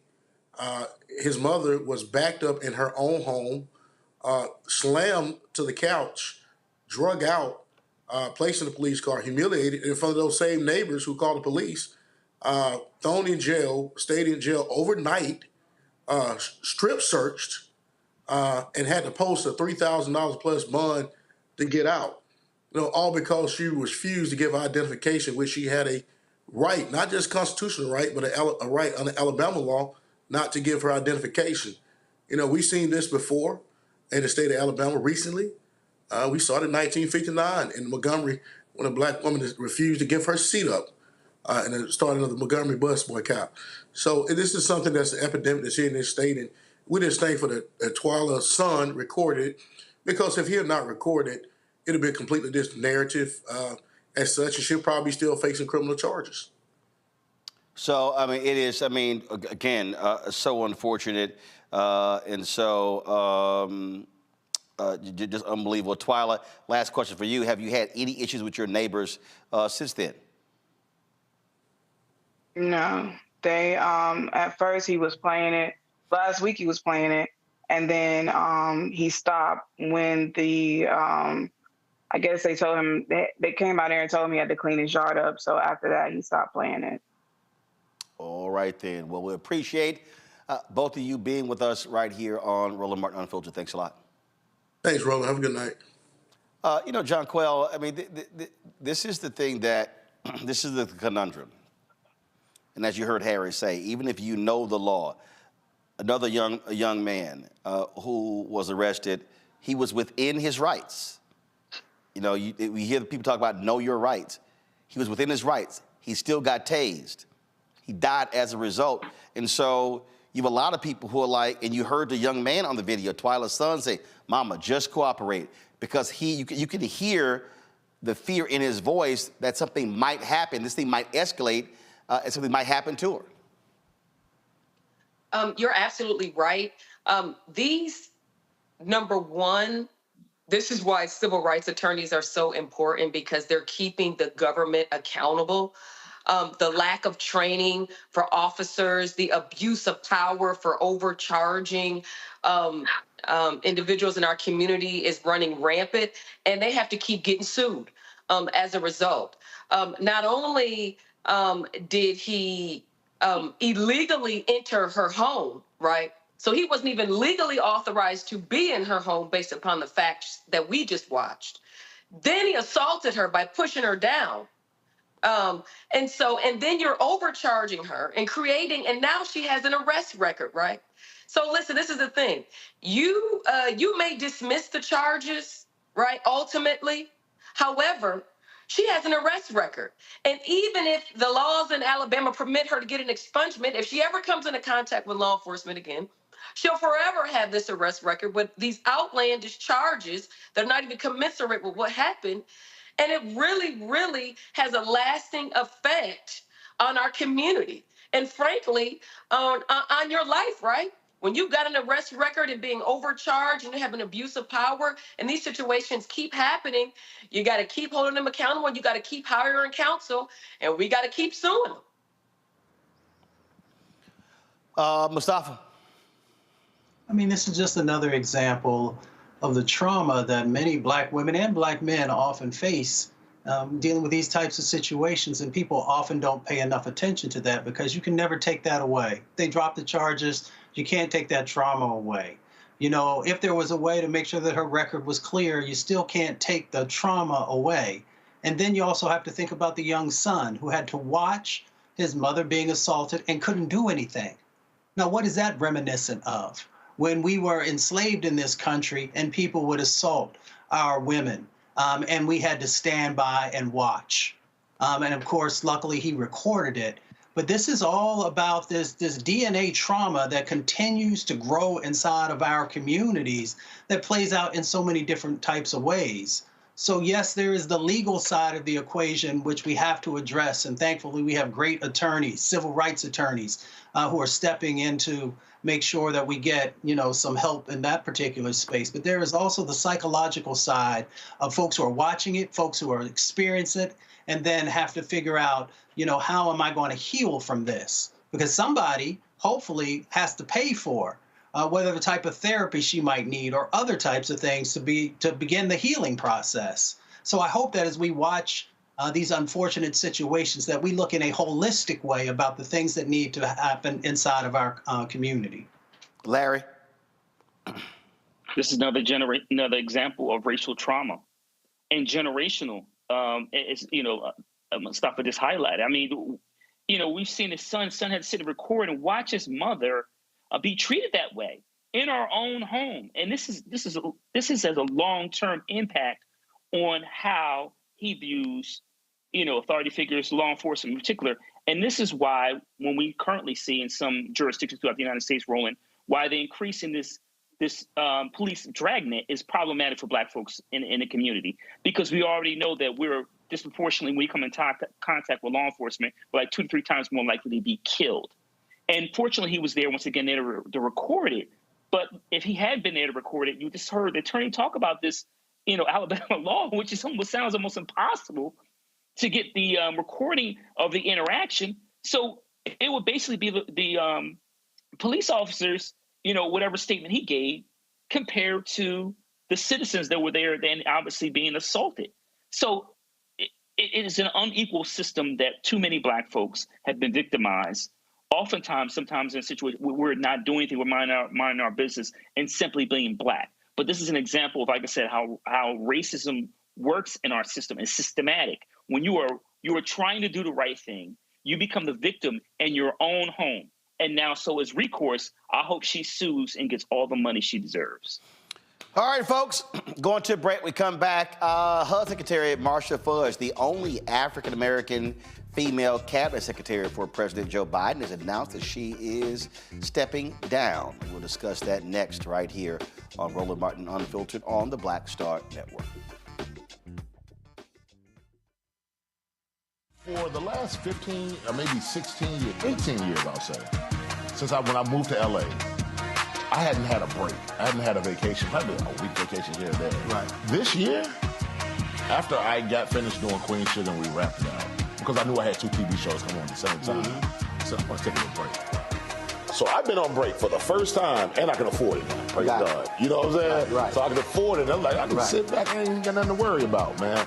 But this was the first time in almost in 2 decades that I've actually had time to sit back and smell the roses.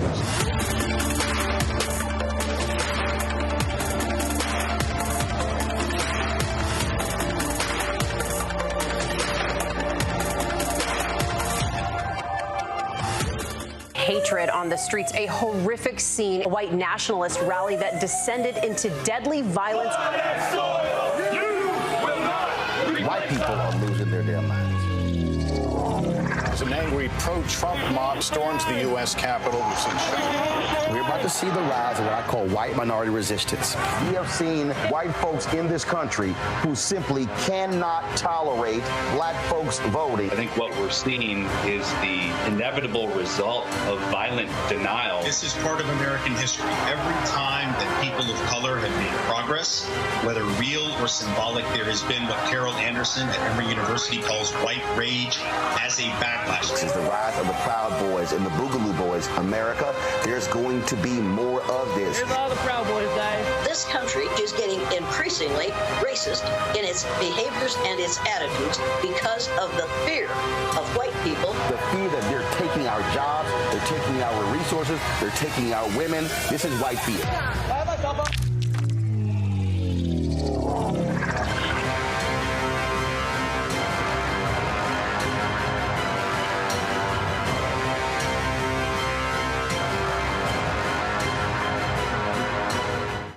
Farquhar, executive producer, Proud Family. You're watching Roland Martin Unfiltered.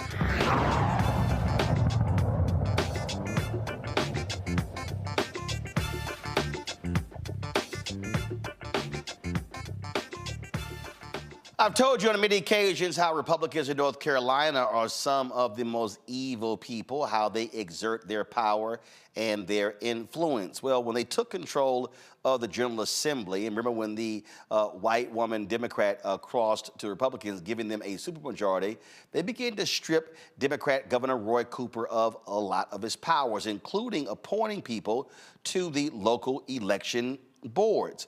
Well, a three-judge panel, a federal panel, ruled that the state's legislature unlawfully diminished the governor's power in choosing election board members. The judges were unanimous, 2 Republicans and 1 Democrat, siding with Democrat Governor Roy Cooper's lawsuit after the GOP-controlled General Assembly overrode Cooper's veto of the measure in October. The changes, which were set to take effect in January, would have shifted board appointment powers away from the governor to the legislature. Based on recent court rulings and the state constitution, the judges ruled that the new appointment process interferes with a governor's ability to ensure elections and voting laws are faithfully executed. This decision means that these boards will remain under the previous laws set up unless it is overturned on appeal. Republicans had been winning recent high-stakes rulings at the state Supreme Court since it flipped from a 4-3 Democrat majority to a 5-2 GOP majority in early 2003. And speaking of why voting matters, remember when we told you when the Wisconsin Democrat, Janet Protasiewicz, when she won by 11 points on the state Supreme Court, shifting majority power to Democrats, well, what did they do? They ruled on the state districts. Now they have a case before them when it comes to congressional districts. And so the governor has already signed a law changing the boundaries of the state legislature districts that have been partisan, some of the most partisan gerrymandering in the country. Now they're targeting the congressional districts. Well, the same Wisconsin State Supreme Court has now accepted a case dealing with ballot drop boxes. Before, the Republican-controlled Wisconsin State Supreme Court voted to ban ballot drop boxes. Well, this Democrat-controlled court could very well overrule that decision, which means in November that voters in Wisconsin will be able to utilize ballot drop boxes. All of this is critically important, Mustafa, because, again, as I'm always trying to explain to people, if you sit your ass on the couch and you don't vote, you don't understand how your power is not going to use. When Democrats control the North Carolina Supreme Court, they were able to overrule voter ID. They were way to overrule all of the ways that Republicans in North Carolina were trying to cut early voting, cancel early voting locations, cancel voting locations, all of the voter suppression tactics they use. Well, Republicans now in control, they now allowing them to move forward with that, including partisan gerrymandering and potentially racial gerrymandering. But in what you see in Wisconsin, when it flipped, how this will change the balance of power in the state. And so when we tell people why they must focus on top of the ticket and races down ballot, Wisconsin is a perfect example. Yeah, you know, most folks are just asking for fairness. That's what folks really want. They want to know that they can be able to cast their ballot, that the process is going to be fair. But we know that the GOP, based upon their actions, not on theory, not on assumptions, but actually based upon their actions, are not interested in fairness. What they are interested in is having all the power, because they understand the dynamics that are changing in our country and the browning of America and those different types of things. And that's why, since each individual has power that is tied to their vote, you have to use it. And people will think, well, sometimes, well, if I just don't vote, then that doesn't play out in any type of a dynamic around my power. Yes, it does, because you're giving your power away to someone else who may not have the best interest of what's happening inside of your state, your county, or your local government. So we just got to stay engaged. And we also got to continue the education of helping people to understand how power plays out and the power that they have. You know, we spend so much time, Larry, on this show trying to connect the dots. And I know somebody is sitting at home going, I mean, what's the big ass deal of pointing? Well, guess what? By taking the power from the Democrat Governor Roy Cooper and putting in control of Republicans, they now control who is over those election boards. Those election boards, they determine disputes. Those local election board determines, hey, how do we set the hours to vote as well? And so that's why you can have later voting hours in Republican counties, early voting hours in counties where they're not dominating. And so we have to understand all of this speaks to how it impacts us. And we know when Republicans are in charge, they are going to do things that are not democratic, that actually suppresses black voters and makes it harder for us to turn out. Yeah, you hit on a key point there about voter suppression and in the many ways in which you see it. But once again, you're right, Roland. They're trying to shift power from the executive branch to the legislative branch in the state of North Carolina. And as you point out, Republicans in North Carolina have been at this for quite a while.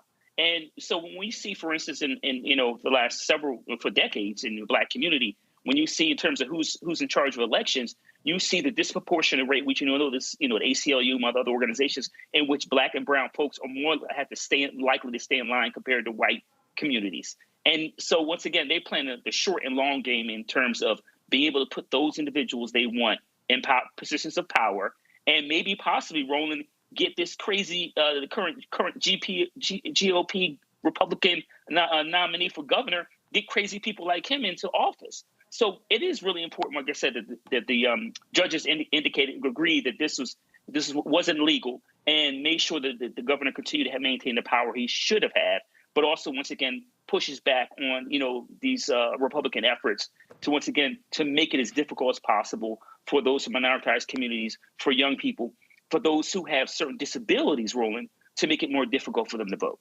And John Quell, look, I mean, in North Carolina, they were pissed off that black people turned out in mass numbers in 2008, leading then Senator Obama to win North Carolina by 14,100 votes. Guess what? Republicans were pissed off when Pastor Raphael Warnock and John Ossoff won those runoffs in January of 2021. What did they do? They immediately began to change the voting laws in Georgia. One of the laws they changed was that they changed the period for you to register for the runoff. And so in the 2020 runoff, the runoff took place. Then there was a deadline a couple of weeks later to register for the runoff. Well, they changed that sucker to register for the runoff. It took place even before the general. This is what happens when you control the levers of power. And so our folks need to understand why all of these races are so important, because they are impacting our ability to maximize power. You're absolutely right. And frankly, our community, we're in the fight for our lives at this point when we're talking about voting here, right? There's a reason why we have the three branches of government: the legislative branch, the executive branch, and the judicial branch, right? And so we have got to be out there voting and paying very close attention to who's running to be these judges, who is running to be the legislatures, and who's also running to be governors of your state. Because essentially what's going on in North Carolina, like you said, as it relates to power, is their ability to usurp the executive branch's ability to make decisions and bring that back to the legislature. The legislature is designed to enact laws. That's it. All right. And so if we are not paying attention to who we are electing in each of these positions of power, and it's a good thing that there is a governor that was elected by the citizenry that fought back on that, to be able to even challenge that in the first place. And that's how important. And in fact, you've got Vice President Kamala Harris running, flying across the country, meeting about our voting rights and how they're under attack. And so we're in a fight for our lives, and it's time to pay attention, because these individual seats and races have a large determining fact on your everyday life. Absolutely, and so we spend lots of time just trying to educate folks. All right, y'all, hold on one second. We come back, we'll talk about the retiring Secretary of HUD, Marsha Fudge. Back in a moment. Next on the Black Table with me, Greg Carr. Democracy in the United States is under siege. On this list of bad actors, it's easy to point out the Donald Trumps, the Marjorie Taylor Greens, or even the United States Supreme Court as the primary villains. But as David Pepper, author, scholar, and former politician himself says, there's another factor that trumps them all and resides much closer to many of our homes. His book is Laboratories of Autocracy, a wake-up call from behind the lines. So these state houses get hijacked by the far right, then they gerrymander, they suppress the opposition, and that allows them to legislate in a way that doesn't reflect the people of that state. David Pepper joins us on the next Black Table, here on the Black Star Network.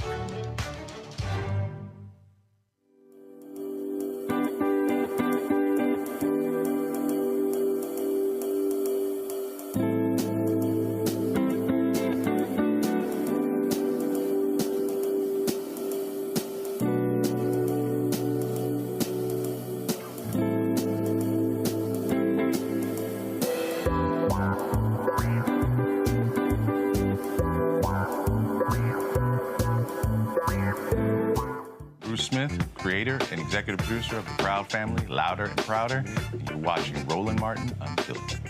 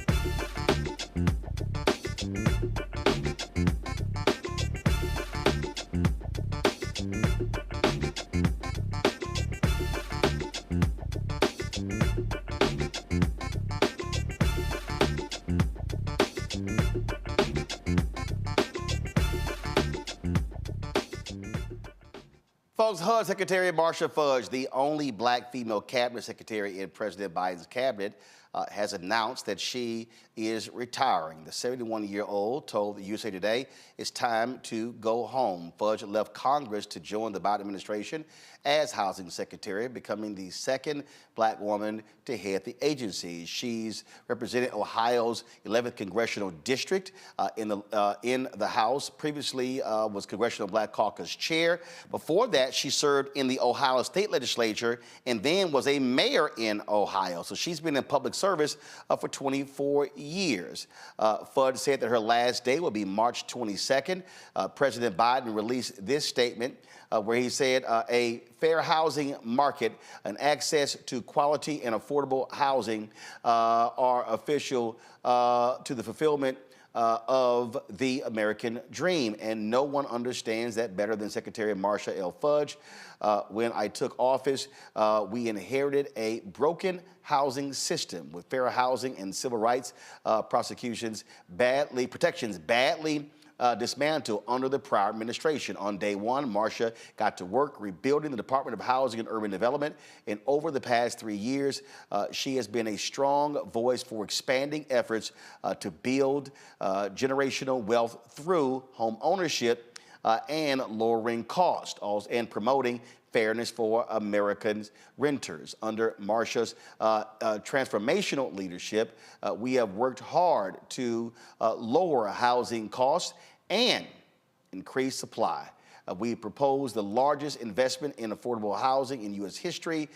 We've taken steps to aggressively combat racial discrimination in housing by ensuring home appraisals are more fair and by strengthening programs to redress the negative impacts of redlining. Thanks to Secretary Fudge, we've helped first-time home buyers, and we are working to cut the cost of renting. And there are more housing units under construction right now than at any time in the last 50 years. From her time as a mayor to her years as a fierce advocate in the U.S. House of Representatives, Marcia's vision, passion, and focus on increasing economic opportunity have been assets to our country. I'm grateful for all of her contributions toward a housing system that works for all Americans, and I wish her well in her next chapter. Deputy Secretary Adrian Topman will serve as acting secretary after Fudge leaves. The thing that he lays out there is really important, Mustafa, because, look, Ben Carson was HUD secretary under that other fool, and Ben Carson didn't know what the hell he was doing. He had no damn clue what he was doing whatsoever. He had no business in that job, and he was absolutely awful. And Fudge came in, and let me tell you something. We met with her and her team, and you had a number of black women who were in top leadership positions at HUD. It's fair to say black folks were running that department beyond her. And that focus on redlining, they partnered with the Department of Justice, going after folks who are redlining and keeping African Americans out of homes, going after financial institutions as well. And so absolutely one of the best housing secretaries we've ever had. Yeah, Secretary Fudge is amazing. And let me tell you why she's amazing. I mean, I met her in 2008 when she first came to the Hill. But when she took over at HUD, many folks don't understand that these agencies and departments had been decimated, right? Many of the top folks who really knew their stuff had left because they didn't want to work for Trump. And then they just did all these different types of things that weakened the agencies and departments. I had a conversation with some folks about Secretary Carson. I felt bad for him for a second, but then I said, you actually took the job, so you knew what you were getting yourself into. And folks who are experts in the housing side of the equation said that the only folks he was good for were the investor class on the housing side of the equation. Then you look at Secretary Fudge, who actually has understood the dynamics that have contributed to the wealth gap inside of our community and actually went to work to actually do things to change that. So not only the redlining that was out there, but also making sure that the people are able to access the loans, low interest loans, to be able to get into the housing game, if you will, to begin to build that wealth, to also make sure on the sort of the Title VI side of the equation, the civil rights aspect, to make sure that folks have been playing games there and not allowing people to actually move into the housing space, that both with the Department of Justice and them, that they were addressing that. You know, she made sure that she made more flexibility in the CDBG grants that are out there.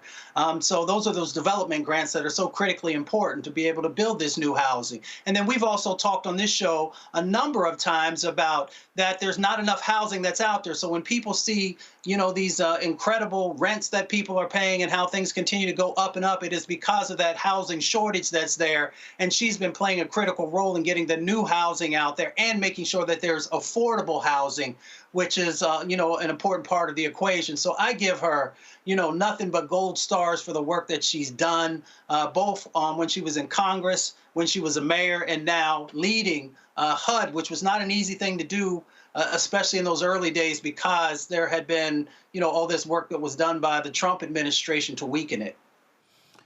I dare say, John Quayle, what's important here, it is important to have, but the only time we do these departments, it's somebody who has been a governor or a member of Congress. But because Fudge was a mayor and a state representative and a member of Congress, she's bringing a far different perspective to the table, because actually when it comes to housing in this country, that really is the province of mayors in these cities. And so I think that experience was vital in that particular position. Yes, I agree, Roland. I mean, essentially, her time as mayor allowed her to be able to be boots on the ground, seeing from day to day what the challenges were with housing and with homelessness, and being able to address that on a national level. I myself, of course, am sad to see her go. She is a member of my sorority as well as an alum of, we both attended the Ohio State University. So she is a tremendous leader. It's a tremendous loss to see her go, but she has been a force that we all have looked up to for so long. Larry? Yeah, she's had a tremendous career. You talked about in the state of Ohio, certainly representing her district as a member of the CBC. My colleague just talked about she's a former president of Delta Sigma Theta Sorority Incorporated. And it's a tremendous loss for the administration. And I think the really, Roland, interesting thing about the president's statement, talking about redlining, which my colleagues have highlighted, and the long-term impact redlining has had on the Black community in terms of gaining equity. And we know the majority of wealth in this country for Americans derives from owning a home. So it's unfortunate that she's leaving. I wish her all the best. Like I said, her many years of dedicated service as a public servant, and she's been a tremendous asset at HUD and her wealth of experience, and I wish her all the best. A couple of years ago, we had her on the show discussing the infrastructure bill and also talking about her role at HUD. This was our, let me pull it up right here, my apologies. This here was our conversation. And y'all know I'm gonna play for y'all this other interesting moment that we had as well when she had a news conference, and a little something happened that will go down as one of the greatest news conferences ever. All right, check this out. So I don't want to take up all of your time. When we talk about being in this position here, I think back to the 8 years of President Barack Obama. And a lot of people forget. You were head of the CBC. You were very clear and tough on the president when it came to his housing plans.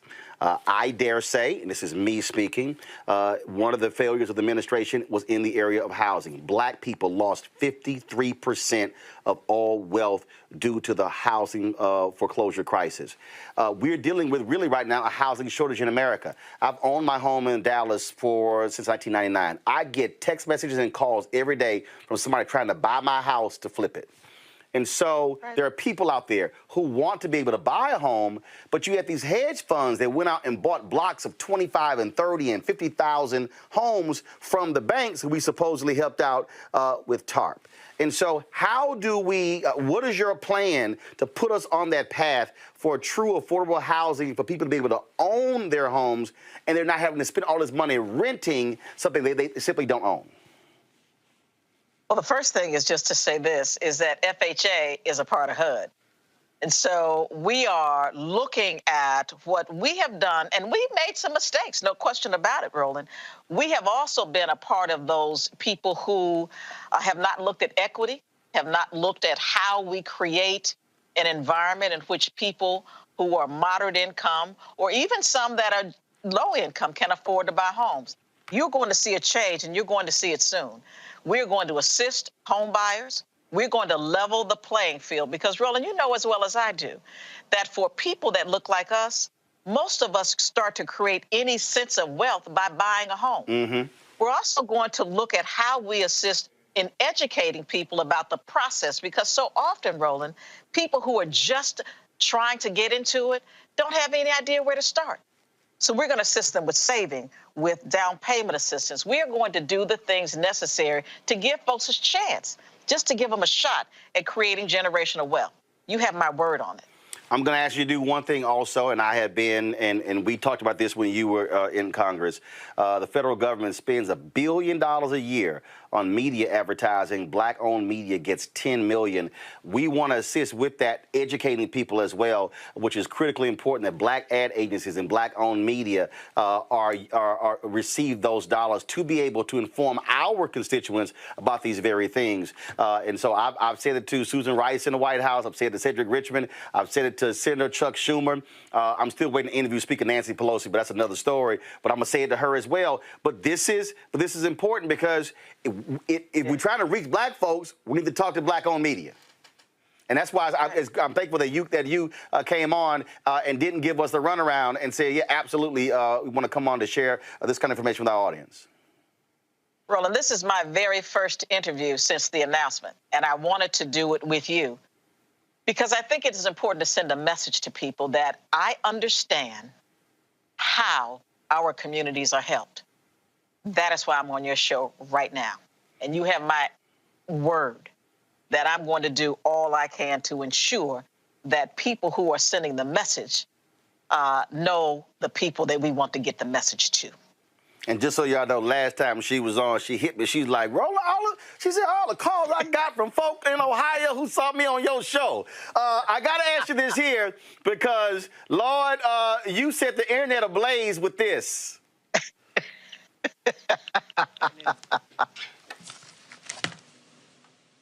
Good afternoon. Good afternoon. Oh, thank you. I was wondering if I was in this room by myself. I got to ask you, you had to be even surprised with how everybody said, oh, Lord, that's a black auntie right there. You know, Roland, I didn't even think anything about it at the time. You know, that's our culture. You speak, people speak back. Right.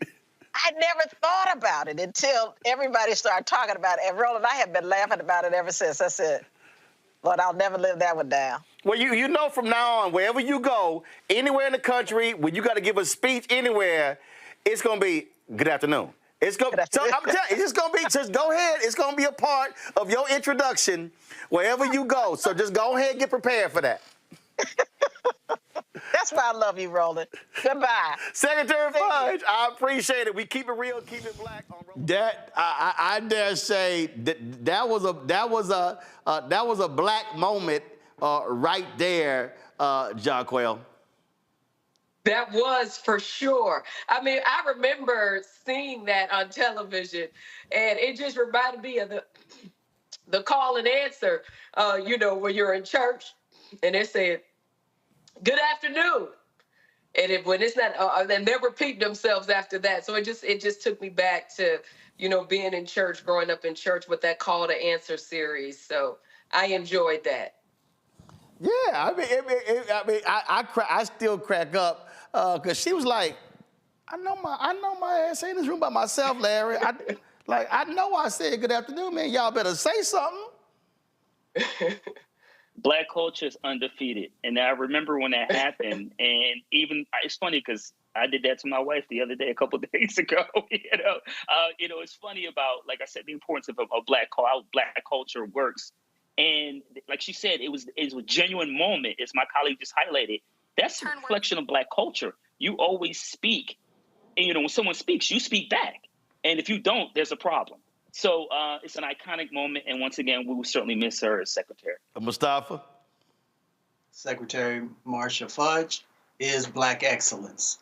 And I know there's lots of young girls who are watching who now know that they could one day be the Secretary of HUD or something even higher. So I hope that we will continue to give her her flowers.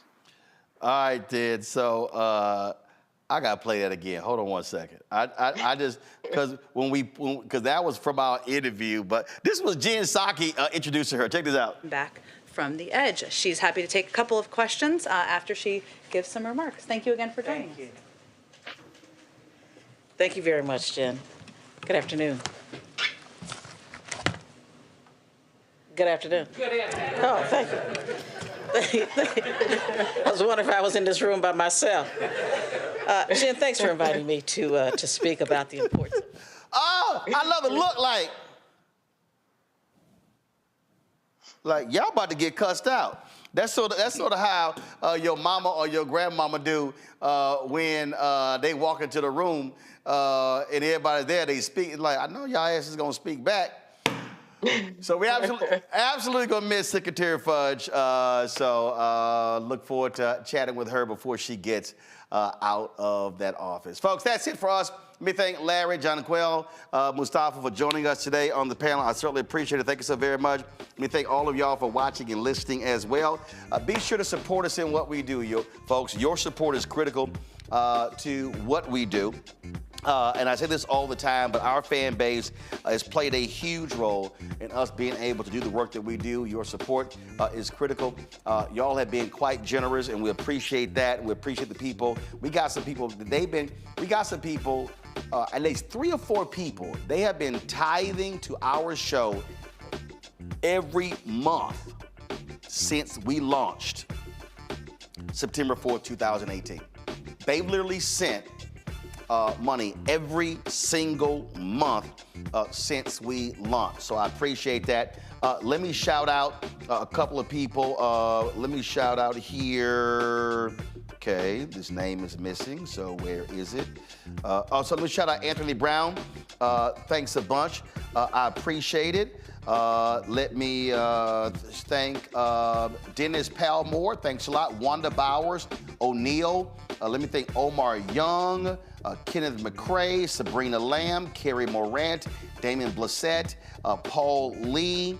Let me thank, I'm looking here. Those are folks who actually gave during the show, so I appreciate them doing so. If you want to join our Bring the Funk fan club, you can see your check and money order. P.O. Box 57196, Washington, D.C. 20037-0196. Cash App, $RM Unfiltered, PayPal, R Martin Unfiltered. Venmo is RM Unfiltered. Zelle, RolandSMartin.com, RolandMartinUnfiltered.com.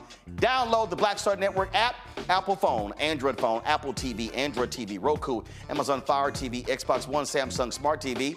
Don't forget, you can also support us by watching our 24-hour, 7-day-a-week streaming channel available on Amazon News by going to Amazon Fire. You can tell Alexa play news from the Black Star Network. Go to Plex TV. Go to Amazon Freevee, and also go to Amazon Prime Video. And don't forget to get a copy of my book, White Fear, How the Browning of America is Making White Folks Lose Their Minds, available at Ben Bella Books, Amazon, Barnes & Noble, IndieBound, Bookshop, Chapters, Books A Million, Target. You can get the audio version with me reading on Audible. Folks, that's it. I'll see y'all tomorrow right here, Roland Martin Unfiltered on the Black Star Network. Holla! Black Star Network is here. Oh, no punch! I'm real revolutionary right now. Thank you for being the voice of Black America. All momentum we have now, we have to keep this going. The video looks phenomenal. See, this difference between Black Star Network and black-owned media and something like CNN. You can't be black-owned media and be scared. It's time to be smart. Bring your eyeballs home. You dig?